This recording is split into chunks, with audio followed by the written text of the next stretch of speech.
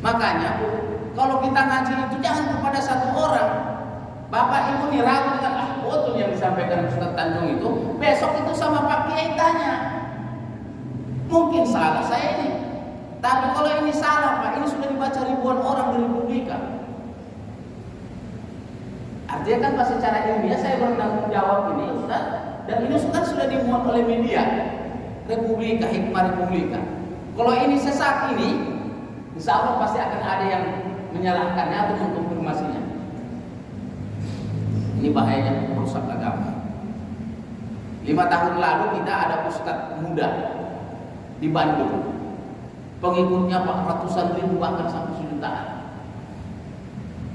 Lupa saya namanya yang orang Sunda itu, Evi siapa gitu ya, yang membaca tentang wadduha ini.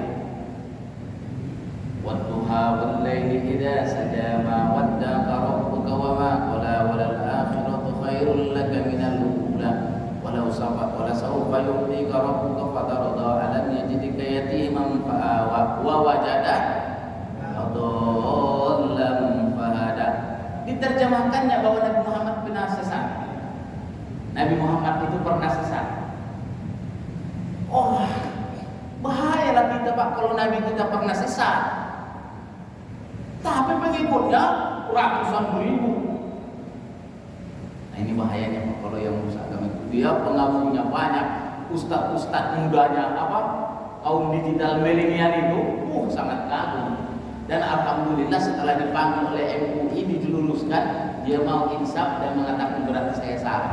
Udah begitu bacanya pun salahnya, yang nggak panjang dipanjangin. Ibaratnya itu kalau kata kawan, lebih bagus bacaan anak SD daripada ustadz itu katanya kan. Itu udah gitu memahaminya salah, tapi didengarkan oleh ratusan ribu orang Pak, bahwa Nabi Muhammad itu pernah sesat. Itu berbahaya dan diluruskan, dan beliau mengoreksi, minta maaf bahwa pemahamannya salah. Kita semua berpotensi salah ucap, salah paham, salah ini bisa, tapi harus dikoreksi sama yang lain. Nah ini Pak. Jadi yang pertama itu adalah faqihun fajir, ustadz ulama, tapi justru dia jahat. Kenapa? Merusak, salah, sesat dia. Panji bilang itu Pak, pengikutnya banyak sekali. Indramayu Al-Zaitun itu Pak, itu seluruh Indonesia, dan semua orang tahu kalau itu berafiliasi kepada DI apa itu Pak, yang KW MII. Dan sekarang kan masih di penjara karena penistaan agama, masih ditahan, sedang proses. Di mana fajurnya, di mana jahatnya dia? Keluarkan fatwa kalau sholat itu boleh berjarak jauh. Kenapa? Supaya kalau ada yang baru makan jengkol nggak kebauan kan? Kalau boleh lah setiap orang bikin fatwa macam itu kan? Makanya di Zaitun sholat segini jaraknya. Waktu kita COVID Pak, memang jarak kita segini. Dan itu keluarkan fatwanya Majelis Ulama, boleh selama kondisinya darurat. Bahkan kalau khawatir sholat di masjid, di rumah aja sholatnya, karena kondisinya darurat COVID. Tapi ini enggak. Begitu diwawancara, kenapa Syekh? Panggilannya Syekh Panji bilang, supaya kita itu lebih leluasa. Dan kalau ada yang mau makan pete sama jengkol, enggak bau dia.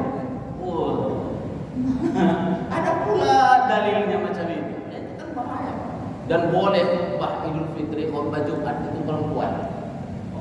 Dan saknya boleh campur laki-laki dan perempuan. Wah ini dia bilang ini termasuk faqihun fajirun, jahat ini, rusak agama itu. Dan ini sebenarnya sudah pernah terjadi di Amerika. Kaum feminis itu Ustaz, laki-laki perempuan sama. Fatima Marnisi namanya, sama. Dan khotibnya perempuan. Keilmuannya jangan kira-kira. Gitu ya Pak ya. Makanya kalau ada ulama mengaku begini nanti dulu terima terus tanya kepada yang lain. Saya selalu mencontohkan itu Pak Ahmad Musodek. Dan saya sudah pernah menulis ini juga.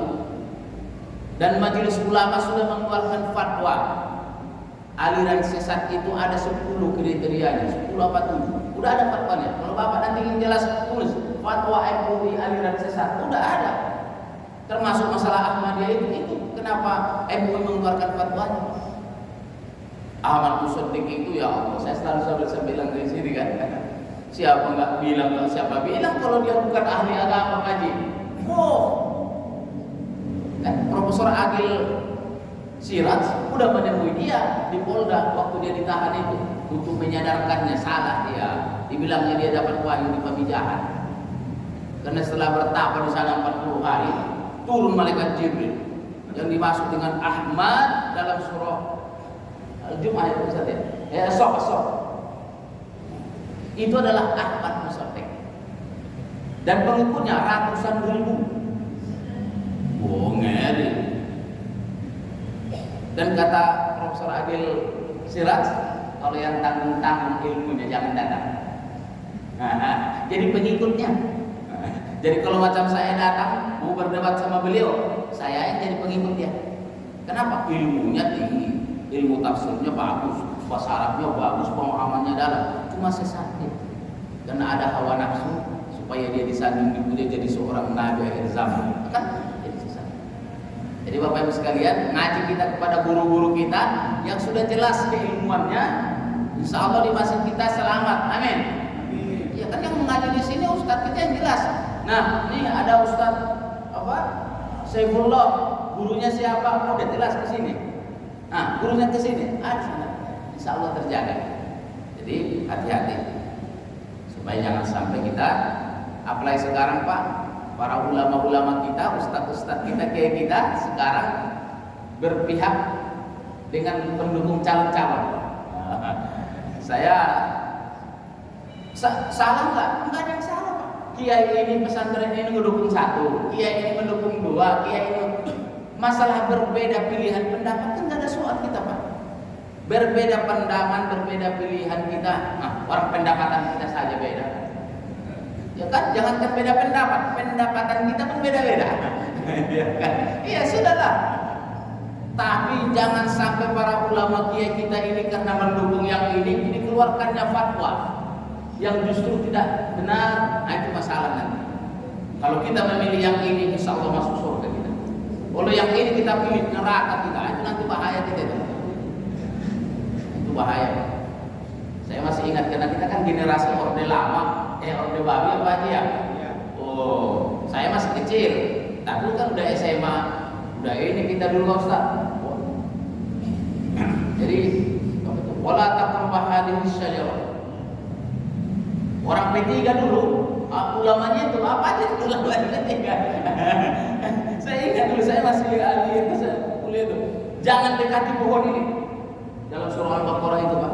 Wala taqrabah hadhihi syajarah fatakuna minal zalimin. Jangan dekati pohon ini, kalian nanti termasuk orang yang zalim. Pohon yang dimaksud apa? Pohon beringin. Karena partai Golkar dulu beringin. Pak itu Pak. Padahal kan nggak ada kaitannya Pak. Pohon yang di situ dengan pohon beringin yang di Golkar dulu kan Pak. Tapi dibuat dalilnya, cari dalilnya supaya Pak jangan pilih partai Golkar. Namanya Golkar kan, jangan pilih Golkar. Pilih P3 saja. Kenapa? Dalam Quran ada la taqrabu hadhihi syajarah fatakuna minadh dhalimin. Wow. Nah ini mudah-mudahan nanti ini sampai dengan pemilu kita jangan lagi ada kiai ulama kita yang memahamkan macam ini. Sudahlah. Sesuai dengan keyakinan pilihan kita masing-masing. Semoga Allah ridhoi kita semua. Allah pilihkan kita pemimpin terbaik untuk menjaga bangsa dan agama, terutama menjaga agama. Amin ya rabbal alamin. Baik, yang kedua